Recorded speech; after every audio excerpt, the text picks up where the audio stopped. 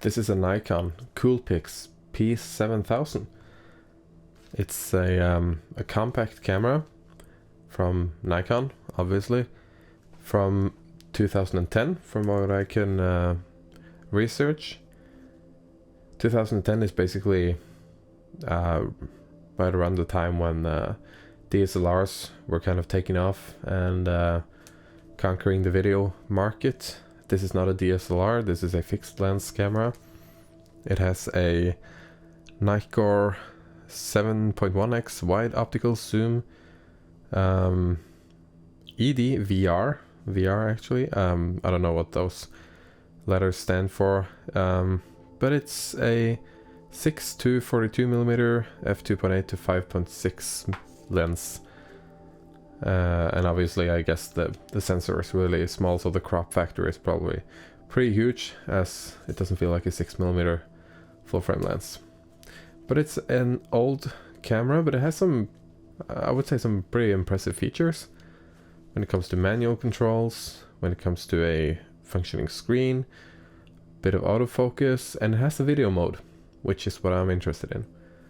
And this is going to be a really quick video, just testing out this camera for kind of a talking head shot. I'm going to use it to film kind of this exact scene, just with this camera in a moment. So let's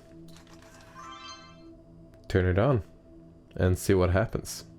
So as you can see here, this is what the setup looks like. It's the cute little Nikon camera here with just my Godox SL60 with a 90cm octagon softbox with a grid, and that's all there is to it from the lighting point of view. Now I just figure I had to show you, this camera has a couple of kind of interesting features that I sometimes wish that I had on other cameras.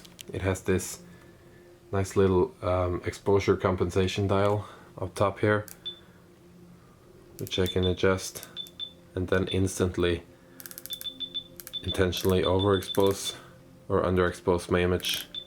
And it's a physical dial, which is really nice. There's also another dial here. Right now I don't know what this one is doing. There's also a dial on top here for adjusting different aspects of the video. If I put this to ISO and press it, you can see that the ISO seems to be locked in auto for video, which is kind of a bummer, but it is what it is. And you can just turn it to white balance and to bracketing, which isn't relevant for video, and to my menu, which is also not relevant for video.